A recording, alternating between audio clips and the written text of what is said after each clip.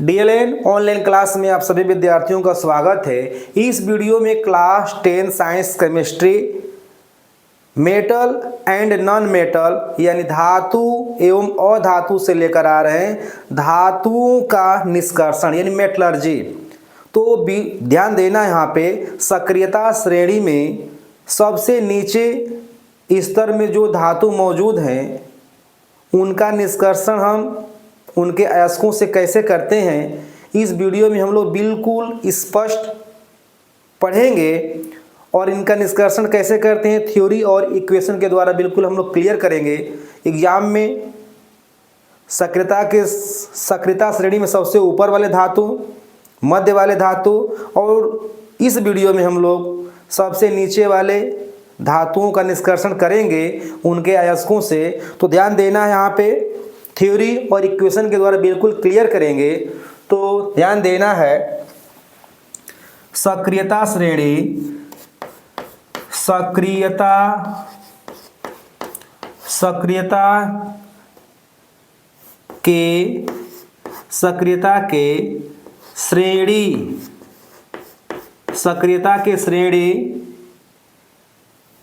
के श्रेणी में सबसे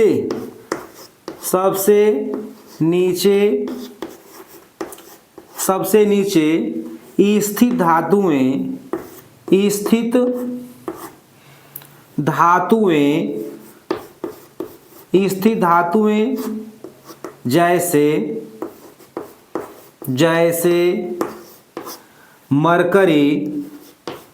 जैसे मरकरी जिसे हम बोलते हैं पारा Hg, मरकरी एवं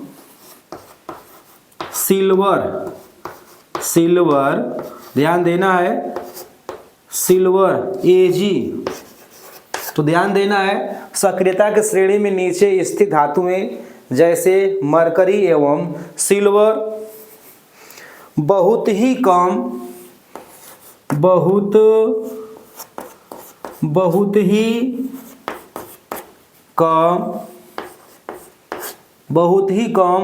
विद्युत धनात्मक हैं,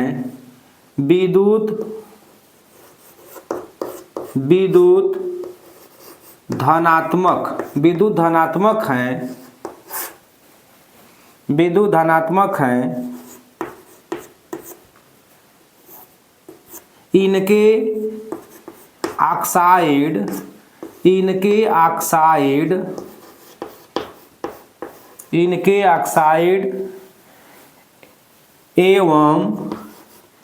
ऑक्साइड एवं अन्य यौगिक अस्थिर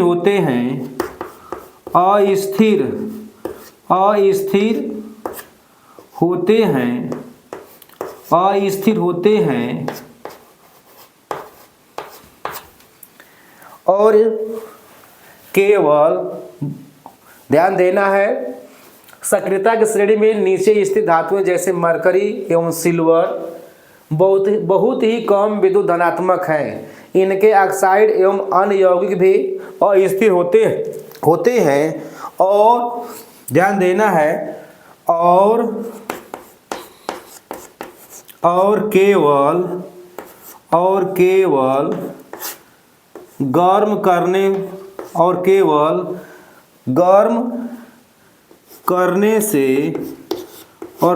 गर्म करने से इनका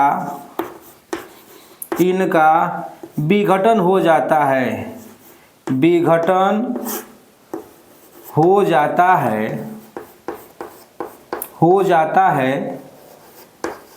तो ध्यान देना यहाँ पे इनके ऑक्साइड और अन्य यौगिक जो होते हैं बहुत ही अस्थिर होते हैं, इसीलिए इनको केवल गर्म करने से यह विघटित हो जाते हैं, टूट जाते हैं धातुओं में।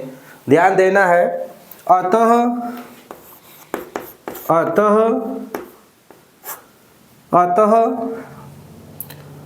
तापीय विघटन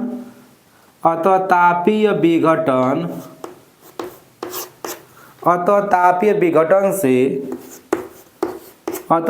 विघटन से अपचयित हो जाते हैं, अपचयित हो जाते हैं। तो यहाँ पर हम लोग ध्यान देना है कि जो सक्रियता श्रेणी में सबसे नीचे स्थित धातु होते हैं वो बहुत ही, उनके ऑक्साइड और अन्य यौगिक जो होते हैं बहुत ही अस्थिर होते हैं। इसी कारण से उनको गर्म करके हम धातुओं में विघटित कर देते हैं, यानी उनको हम लोग तापीय विघटन के द्वारा अपचयित कर लेते हैं आसानी से। अब ध्यान देना है, समीकरण के द्वारा हम लोग यहाँ पर स्पष्ट करेंगे।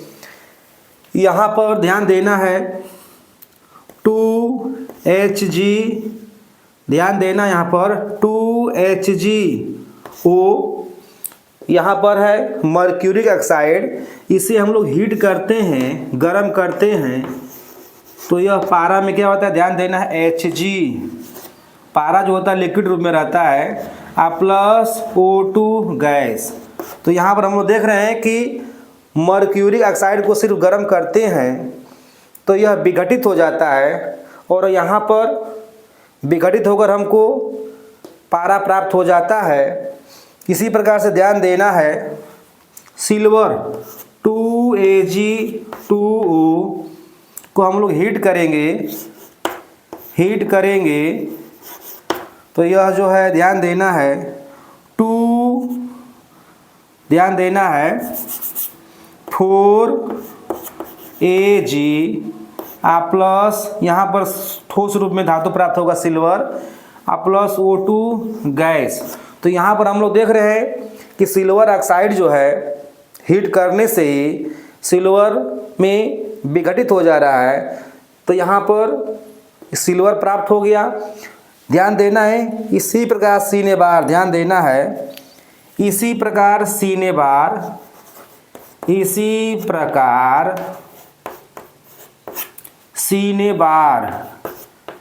बार जो होता है पारा का अयस्क है HgS।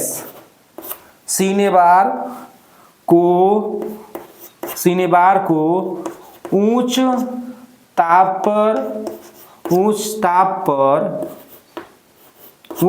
पर गर्म करने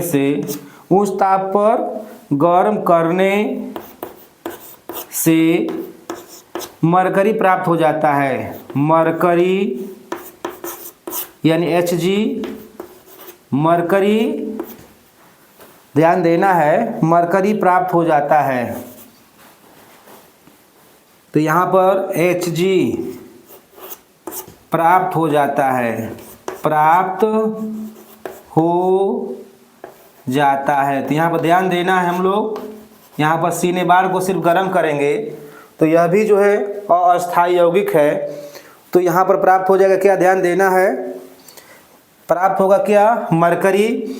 समीकरण लेकर आ रहे हैं HgS प्लस O2। तो यहाँ पर तापमान रहता है 500 से 600 डिग्री सेंटीग्रेड। तो यहाँ पर ध्यान देना है Hg liquid plus O2 gas. तो यहाँ पर हम लोग देख रहे हैं कि सीने बार जो मरकरी का अयस्क है ऊंचे ताप पर हम लोग गर्म करके यहाँ पर मरकरी को हम लोग विघटित करके प्राप्त कर लेते हैं, यानी यहाँ पर विघटन के फलस्वरूप जो होता है मरकरी अपचयित हो जाता है। तो ध्यान देना यहाँ पे इसी प्रकार से हम लोग ध्यान देंगे कि क्यूप्रस ऑक्साइड को भी हम लोग गर्म करके कॉपर प्राप्त करेंगे। तो ध्यान देना यहाँ पर हम लोग लेकर आ रहे हैं क्या, कॉपर के ऑक्साइड, यानी क्यूप्रिक और क्यूप्रस दो ऑक्साइड होते हैं। तो यहाँ पर हम लोग लेकर आएंगे क्यूप्रस ऑक्साइड। तो क्यूप्रस ऑक्साइड को हम लोग गर्म करेंगे तो क्यूप्रस ऑक्साइड जो होता है वह कॉपर में क्या होता है, तापीय विघटन के द्वारा अपचयित हो जाता है। तो यहाँ पर हम लोग देखेंगे, ध्यान देना है Cu, ध्यान देना है, copper oxide, copper oxide, copper oxide Cu2O, copper oxide को गरम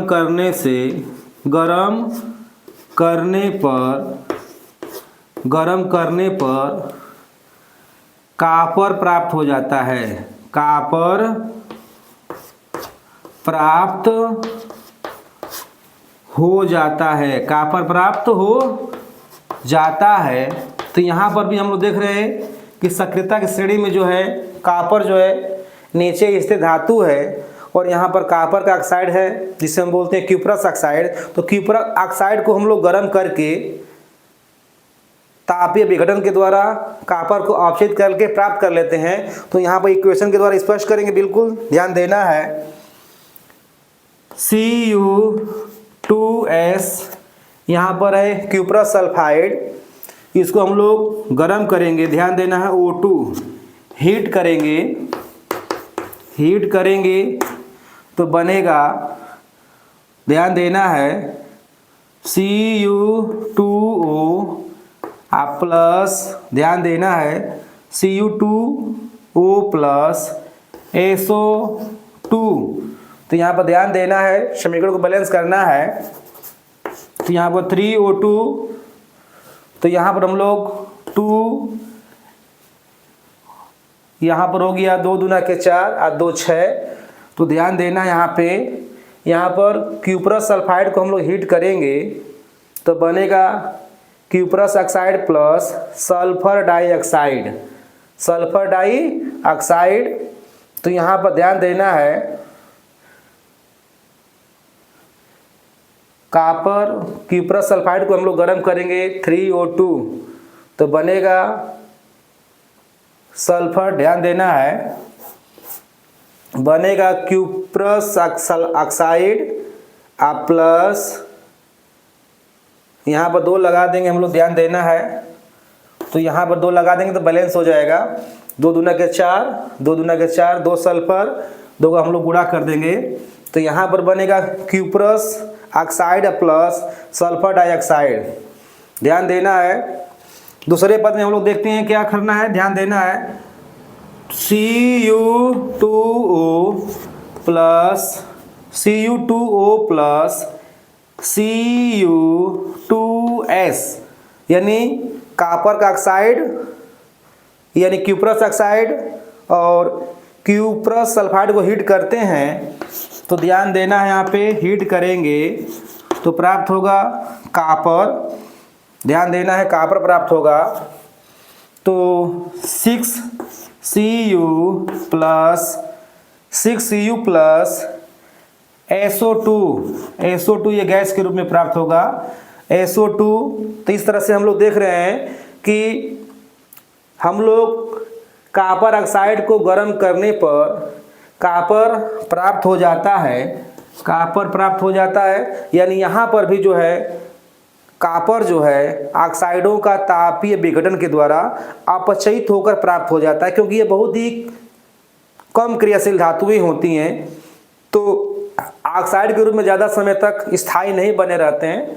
ये ताप के द्वारा विघटित होकर धातुओं में क्या होते हैं, अपचयित हो जाते हैं। तो इस वीडियो में निश्चित तौर से सक्रियता श्रेणी के सबसे नीचे जो धातु हैं उनका कैसे निष्कर्षण किया जाता है स्पष्ट हुआ और एग्जाम के लिए बिल्कुल रेडी रहना है।